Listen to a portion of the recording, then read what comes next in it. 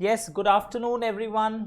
We are back with a small series on audit, that is the integrated case scenario. तो मैं ICAI mat को use कर रहा हूं और जिस एडिशन को मैं यूज कर रहा हूं वहां ये चैप्टर नंबर 5 में क्वेश्चन नंबर 5 में दिख रहा है. तो इन क्वेश्चंस को पढ़ते वक्त हमने पहले वीडियो में भी देखा था that we merely do not do the questions given at the end of the book.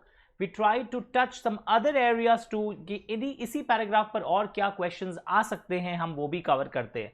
तो please open your respective study material. Now I am reading the question and we are trying to find out that what questions are asked here and what more could have been asked. Messrs. JK and Associates have been appointed as auditors of Venus Limited for the financial year 2019-20. The team consists of Mr. J and Mr. K, both chartered accountants, as the engagement partners and the audit staff consisting of 2 article assistants. Now, engagement partner क्या होता है? एक ऐसा partner जिसकी main responsibility होती है, जो firm quality control policies design करता है, वो क्वालिटी कंट्रोल पॉलिसीज इंप्लीमेंट हुए हैं या नहीं हुए हैं उस ऑडिट में, उसकी मेन रिस्पॉन्सिबिलिटी ईपी की होती है, दैट इज एंगेजमेंट पार्टनर की.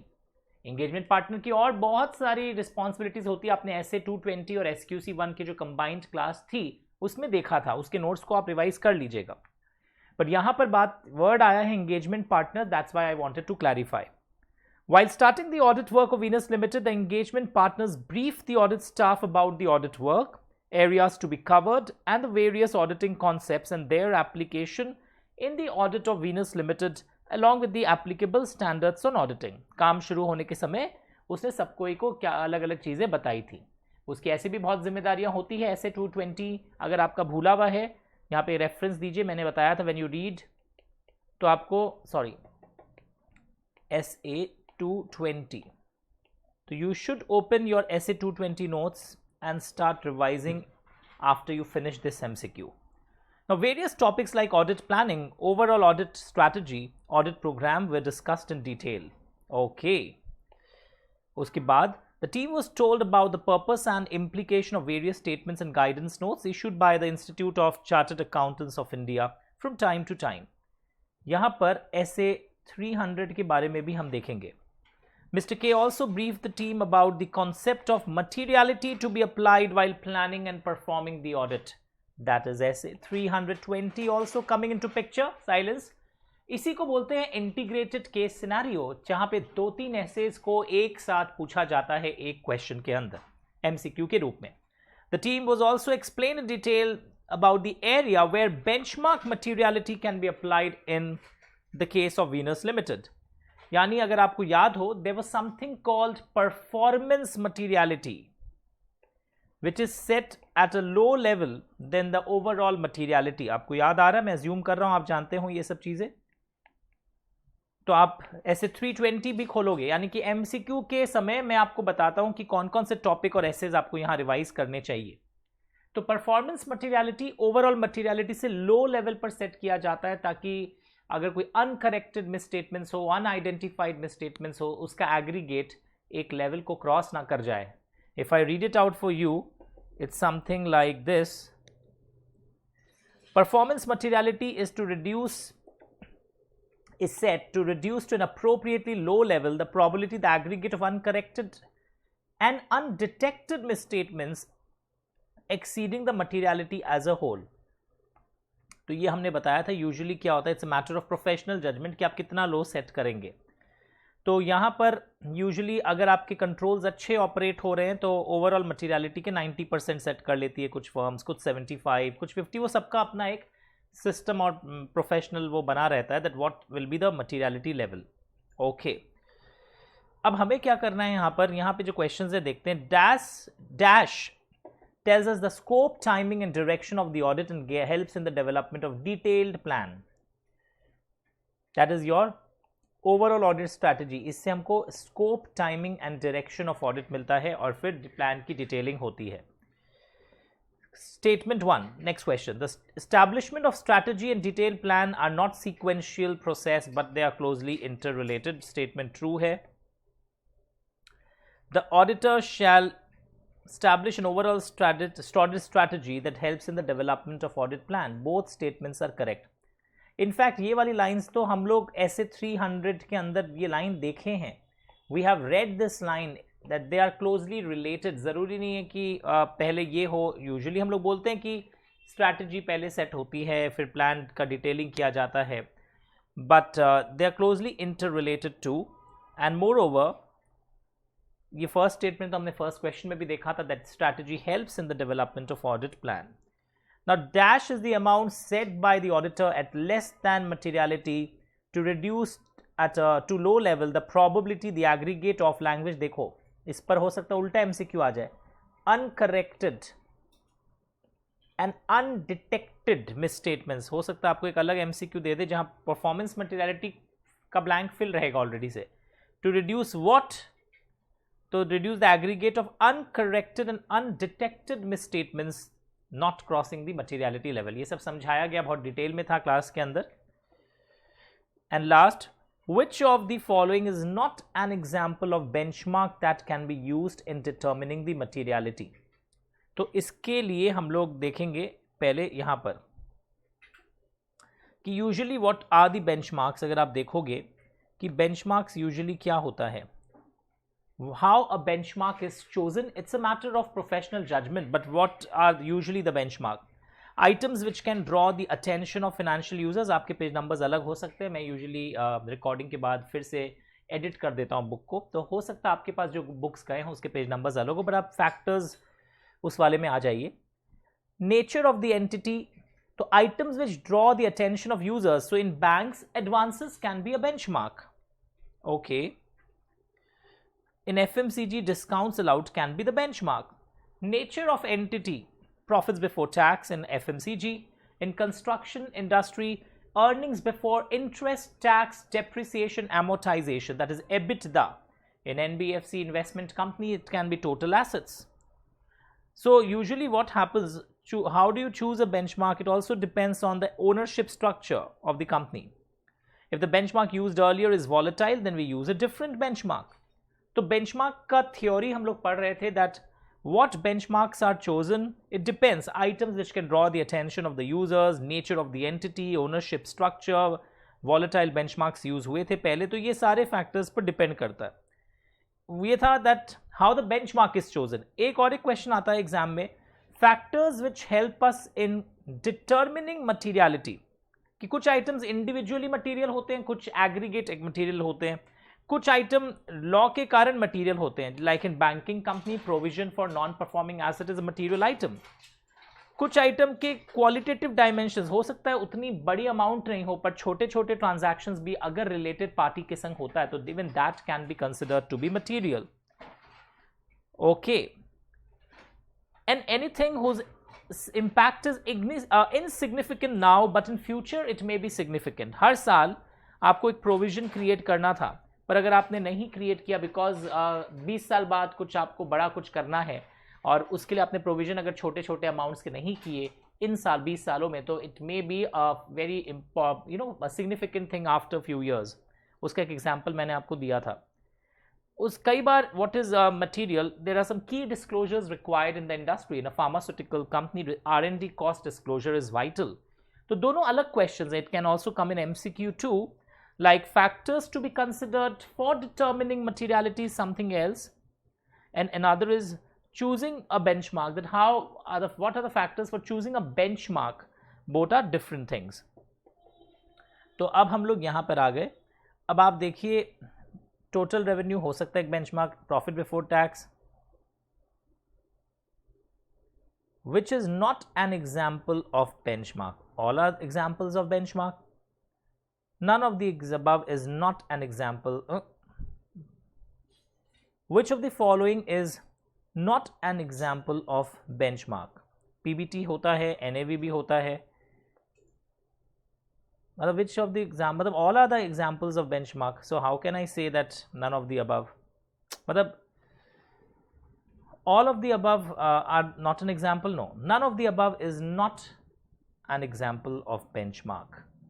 क्वेश्चन की फ्रेमिंग थोड़ी सी गड़बड़ है. Which of the following is not an example of benchmark that can be used in determining. या मुझे करना चाहिए which of the following is an example और फिर ऑल ऑफ द अबव कर देता तो बेटर फ्रेमिंग हो पाती. Okay. Last but not the least, question 5. Guidance notes issued by ICAI provides guidance to members on matters which arise in the course of their professional work. Statements are issued by ICAI with a view to secure compliance by members on certain matters. Guidance notes are recommendatory, statements are mandatory in nature. All the above statements are correct. Statements और guidance note को लेकर सारे statements यहाँ पर ऊपर correct थे. Is it okay everyone? पक्का? So in this particular question, we came across the words like performance materiality, factors in choosing benchmark. तो basically ऐसे 320 के काफ़ी wings हमें यहाँ दिखने को मिले. Now let me see whether I should start another question. Yes, इसी में शुरू करते हैं. Now question 6, जो कि next question है, आप अपने अपने books में खोल लीजिए. अब हम लोग इसी वीडियो में question 6 भी करेंगे. Now, Roop & Co. are the auditors of Onda Group of Hotels. This is the first time the firm is auditing an industry in food and beverage, and that is one of the audit. पहली बार food hotel industry को pick किया है हमने. The engagement partner, along with his team, wants to make a thorough understanding of the entity and its environment in order to identify and assess the risk of material misstatement. आपको नहीं लगता यहाँ थोड़ा सा ऐसे 315 की ओर जा रहा है basics? Or when we were studying an entity, some of the points determined by them on day 1. The hotel has 2 banquet halls. The documentation available for verification of banquet hall revenue is only the invoice raised by the hotel and some mail conversations on customer inquiry and finalization of price. On the audit trail, it is found that finance approval of the transaction is only after invoice is sent to them for accounts and final settlement. Finance approval is only after invoice is sent to them for accounting and final settlement. Advance paid by the clients is not approved through the finance team. गलत हो रहा है. बहुत सारे मुझे लग रहा है यहाँ पे internal control में weaknesses है. The auditor suspects a weakness in this system. यानी यहाँ पर बहुत कुछ गलत है. The auditor also finds a control deficiency in the procurement of stores. A goods receipts note is not prepared at the time of receipt of goods.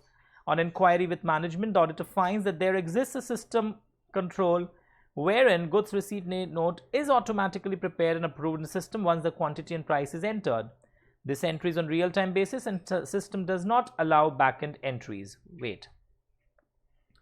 हमारी observation क्या थी? Auditor founds कि नहीं हो रहा. On inquiry with the management, he found that there exists a system control. अच्छा है.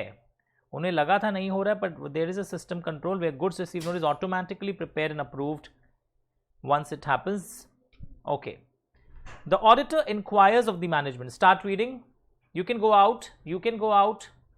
The auditor inquires of the management as to what is risk assessment process followed by the entity for the prevention and detection of risk of material misstatement. Silence please. Due to fraud and error, the auditor finds that there is no documented risk assessment process. ये एक problem नजर आया.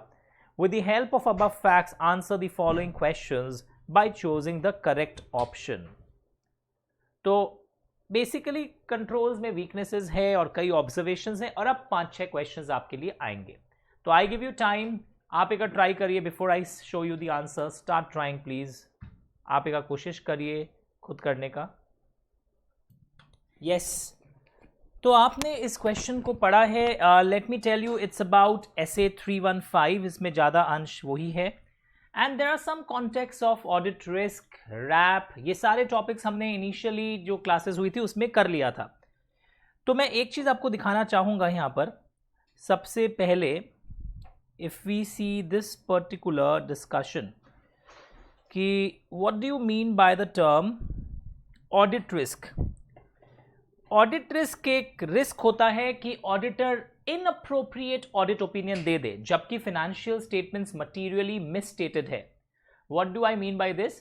मुझे देना चाहिए था qualified report, adverse report, और मैंने दे दिया clear report. This is audit risk. Understood?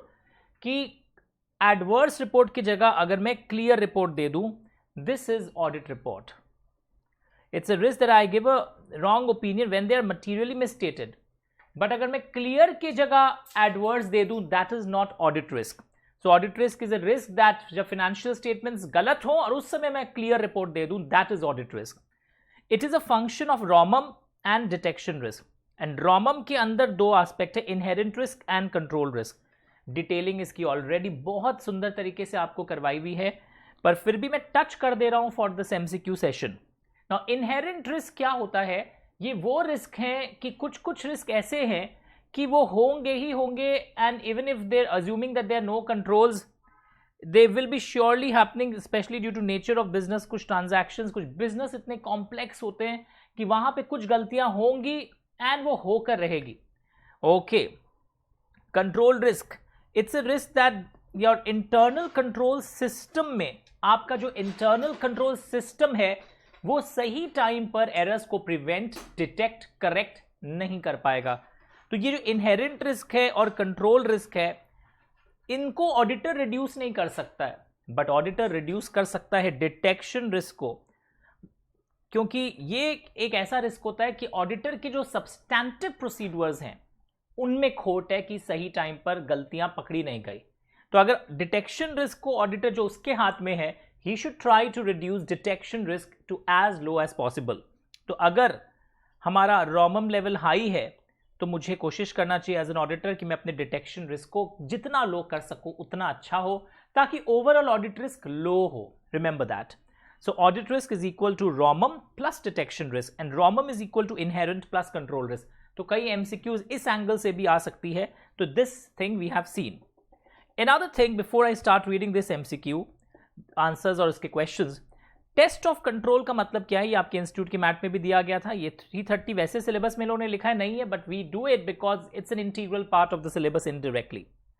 सो यहां पर लिखा हुआ है the test of controls are performed to obtain audit evidence about the effectiveness of two things, design of the accounting system and the internal control system. अच्छा है, कैसा है आपका इंटरनल कंट्रोल सिस्टम कि वो प्रिवेंट, डिटेक्ट एंड करेक्ट कर पा रहा है मटीरियल मिसस्टेटमेंट्स को, and the operation of the internal control through out the period. सिर्फ डिजाइन अच्छा होने से इंपॉर्टेंस नहीं है, उसकी ऑपरेशन भी बढ़िया हो रही है या नहीं हो रही है, that is also important. So test of controls are performed to obtain audit evidence about the effectiveness of design of the accounting system and its internal control and the operation। Basically हम लोग बोलते हैं operating effectiveness को check करना, और ये operating effectiveness of internal controls check होते कैसे हैं? They are checked, how are they checked? Operating effectiveness, procedural test conduct किए जाते हैं, एग्जामिनेशन इन डेप्थ भी किया जाता है, that few selected transactions are examined from beginning to the end, and that is also done. Okay, तो बहुत कुछ होता है व्हेन वी से दैट हम लोग इंटरनल कंट्रोल की टेस्टिंग कर रहे हैं। इट में include inspection of documents, transactions. हम ये इंक्वायर करेंगे कि एक्चुअली किसने परफॉर्म किया इस फंक्शन को, करना किसको चाहिए था, वो आपके यहाँ डिजाइनिंग और सिस्टम बने हुए, but who actually performed it. कुछ चीज़ों को मैं रीपरफॉर्म करूंगा इंडिपेंडेंटली।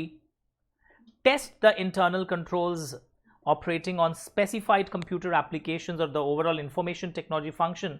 कि सपोज कंपनी में आप आईटी यूज़ करते हैं, इंफॉर्मेशन टेक्नोलॉजी का यूज़ है आपके पूरे अकाउंटिंग सिस्टम में, तो प्रोग्राम चेंज कंट्रोल्स कैसे हैं, कोई भी उसको एक्सेस करके चेंज तो नहीं कर देता अनऑथराइज्ड मैनर में। सो ये सारी चीज़ें टेस्ट ऑफ कंट्रोल्स के पार्ट है। ये सब बैकग्राउंड मैंने इसलिए दिया, but now because when you read these questions, पहला क्वेश्चन है what kind of risk is portrayed in the booking of revenue with respect to banquet halls. इस क्वेश्चन में क्या देखा था हमने कि बैंक्वेट हॉल में सिर्फ एक ही डॉक्यूमेंट मिल रहा है, only the invoice raised by the hotel. हम डॉक्यूमेंट्स देखते हैं ना टेस्ट ऑफ कंट्रोल्स में, we also see the documents. कहाँ लिखा था ये देखो, it includes inspection of documents supporting transactions to gain an evidence that they are operated properly, who authorise the transaction. तो ये सब हमें वहाँ पर नहीं दिखा, सिर्फ एक ही डॉक्यूमेंट दिख रहा था। तो this is a very classic example that हमारा कंट्रोल रिस्क हम यहाँ पर चेक करने आए हैं, हमारा कंट्रोल्स में कुछ प्रॉब्लम है। What kind of risk is portrayed in the booking of revenue, कि कंट्रोल्स हमारे अच्छे नहीं हैं। ये कंट्रोल रिस्क है that internal control may not be able to prevent, detect and correct misstatements. Advance paid is not vetted, not approved, यानी authorisations and approvals, ये सब मुझे यहाँ पर लगा कि लैक है, कमी है। So this is a very important area. तो ये कंट्रोल रिस्क है। कई लोग इसको डिटेक्शन रिस्क ले आते हैं। पहले आपको मीनिंग इसीलिए मैंने समझाया, डिटेक्शन रिस्क तो सब्सटैंटिव प्रोसीड्यूर्स ऑडिटर्स के डिफेक्टिव हैं, वो सही तरीके से वाउचिंग, वेरिफिकेशन, एनालिटिकल रिव्यू नहीं कर रहा है। Which of the following is incorrect in the context of audit risk? जितना ज़्यादा आप ऑडिट प्रोसीड्यूर्स परफॉर्म करेंगे आपकी डिटेक्शन रिस्क लोअर होगी, ये बात तो which is incorrect. Okay, which of the following statement is incorrect? Greater the ROMM level, the auditor believes less is the detection risk that can be accepted. ये तो बात correct है. अगर ROMM level higher है तो detection risk less ही accept करेंगे. हम लोग चाहेंगे कि कम हो, because we saw the formula here कि अगर आपका ROMM लेवल हाई है तो हमें डिटेक्शन रिस्क लेस एक्सेप्टेबल रहेगा. जितना लेस हो वही एक्सेप्टेबल रहेगा. इसमें भी कुछ गलत नहीं लग रहा है. Risk of ROMM at the assertion level is of two type, control and inherent risk. इसीलिए आपको बार बार मैं बोल रहा हूँ, आप भी जब करोगे तो बुक खोल खोल के रिवाइज करोगे. Yes sir, inherent and control risk ROMM के ही पार्ट्स हैं. इस एरो से निकला है. Okay, so the question is which is incorrect. Audit risk also includes the risk that the auditor may express an opinion that the financial statements are materially misstated when they are actually not. ये incorrect है कि हम लोग बोलते हैं ना clean report, instead of clean report I gave adverse report. This is not audit risk. मैंने इसीलिए आपको पहले ऑडिट रिस्क का डेफिनेशन बताया था. वहां तो हम लोग बोलते हैं कि देना चाहिए था एडवर्स, हमने दे दिया clean, that is audit report. But instead of clean report I am giving adverse report. This is not the case. So which among the following statement is incorrect in the context of audit risk? Okay, so this is the point. So this is incorrect statement, क्योंकि हमने अभी definition इसीलिए आपको revise करवाते हुए ये किया है. वी आर नॉट डूइंग कि हाँ 2 खोलो 2 का आंसर सी है, चलो वीडियो बन गई. This is not the objective. And ये आपका भी ऑब्जेक्टिव बिल्कुल ये नहीं होना चाहिए. इसलिए कई लोग बोलते हैं हम कर लेगा, बुक में तो आंसर दिया हुआ है. या हम लोग सोच को डेवलप कर रहे हैं, रिवाइज करवा रहे हैं, और एक्स्ट्रा और क्या क्वेश्चंस आ सकता है वो भी देख रहे हैं. Come to the third one.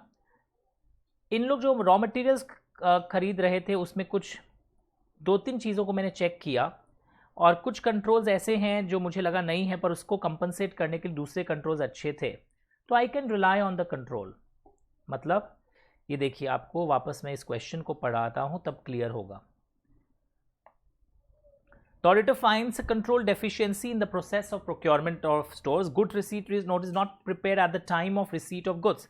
But management ने बताया हमारा देखिए एक सॉफ्टवेयर है where goods received note is automatically prepared and approved in the system once the quantity and price is entered against the vendor. और ये रियल टाइम बेसिस पे होता है, कोई बैक डेटिंग इसमें अलाउड नहीं है. तो why not, I can rely. इनका बेसिकली ऑटोमेटेड सिस्टम था गुड्स रिसीव नोट का जनरेशन का सिस्टम के अंदर ही, तो आई कैन रिलाई. हाँ, एक चीज़ आपको देख लगा कि गलत है, पर इतना अच्छा कंपनसेटिंग कंट्रोल था, आई कैन रिलाई. पर यहाँ पे और ऑप्शंस क्या था? Even though compensating controls are there, one control is ineffective, the auditor should not rely on control for this assertion.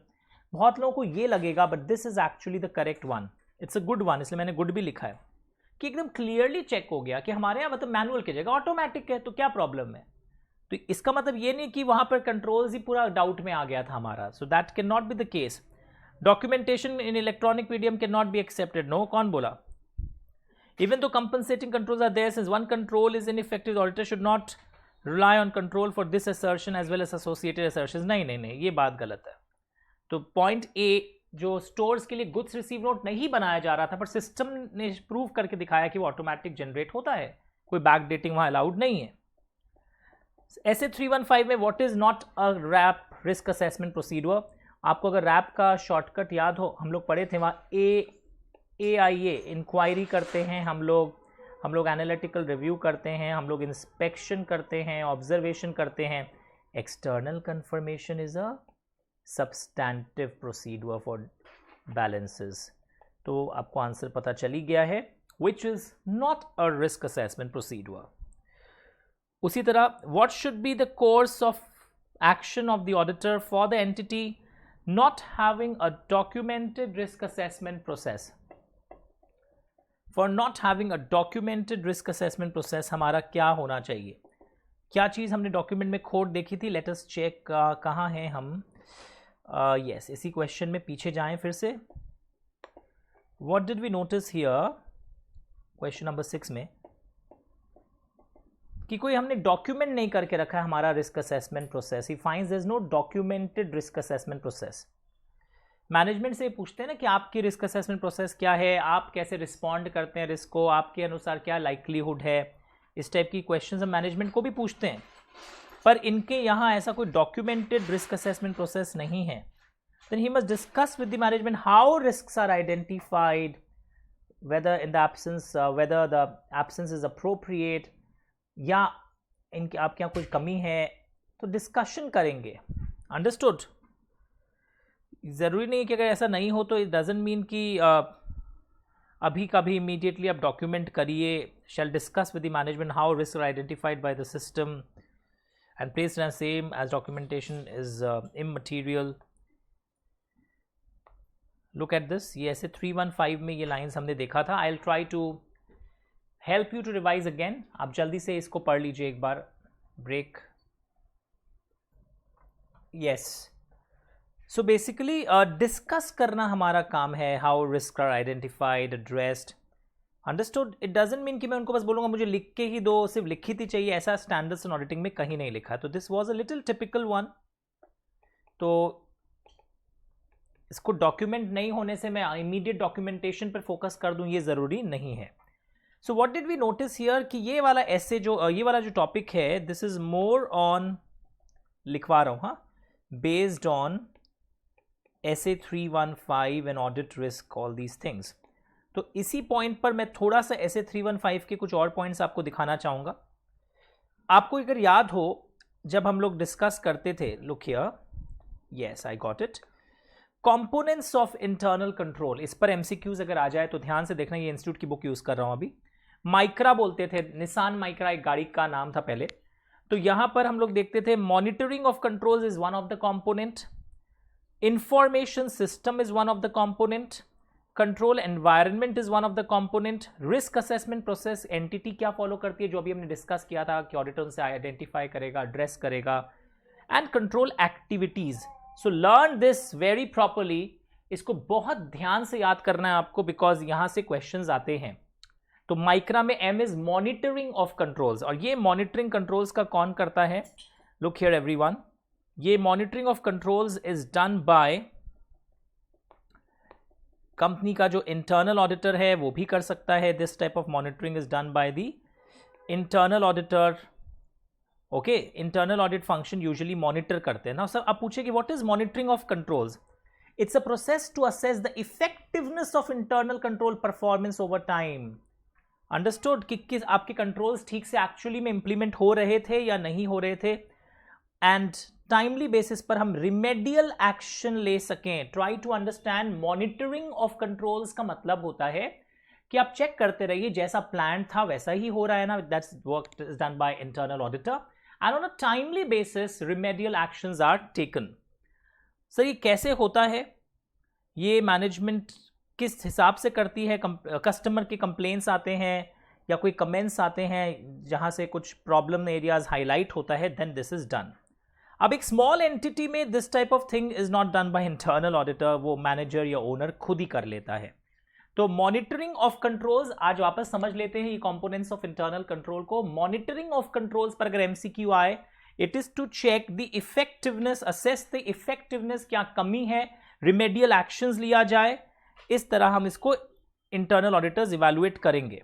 Okay, next ध्यान से देखिए, यहां पर the next point is which we see is control micro. I the I word is information system आपकी company का कैसा है, related to business processes, relevant to financial reporting, कि आपके यहाँ ट्रांजैक्शंस आइडेंटिफाई कैसे होते हैं, रिकॉर्ड कैसे होते हैं, ट्रांसफर कैसे होते हैं जनरल लेजर्स बैलेंसेस में, how the information system captures events and conditions which are significant to financial statements.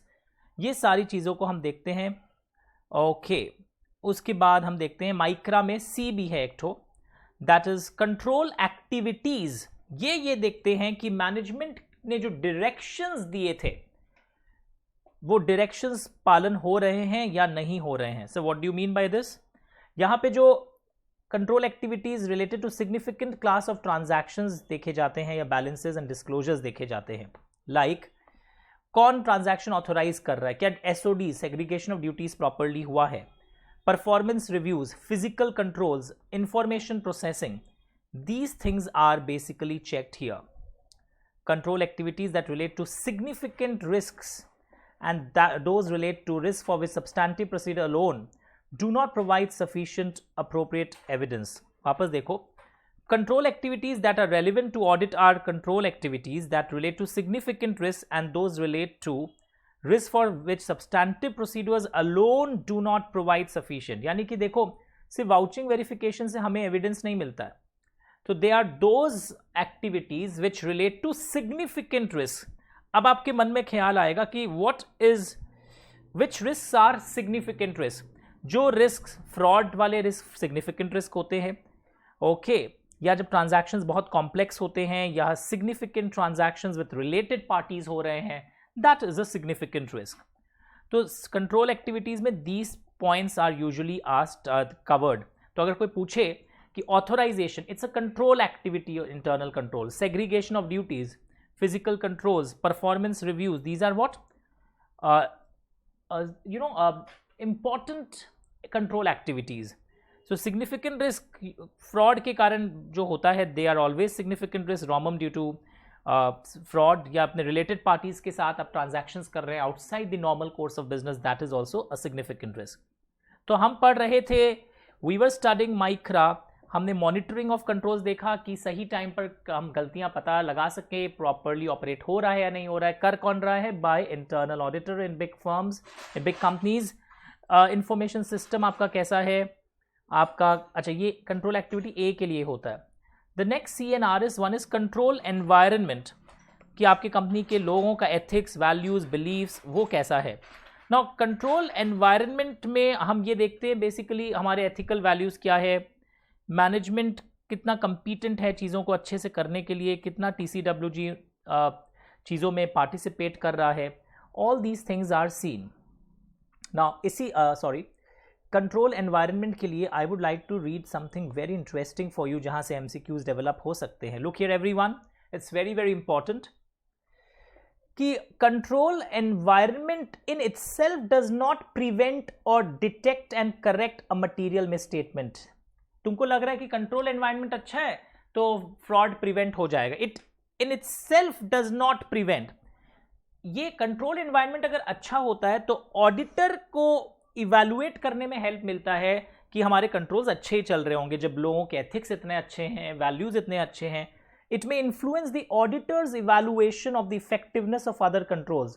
तो ये लाइंस को लर्न कर लेना for comment type of question. But control environment और अपने आप में, ये पेज नंबर क्या है, चैप्टर 4.28, कंट्रोल एनवायरनमेंट अपने आप में आपको कोई गारंटी नहीं दे रहा है कि बस कंट्रोल एनवायरनमेंट अच्छा है तो सब कुछ अच्छा होगा ही, मतलब फ्रॉड है ही नहीं, प्रिवेंट हो जाएंगे. It in itself does not prevent these points, does not prevent material misstatement और डिटेक्ट एंड करेक्ट.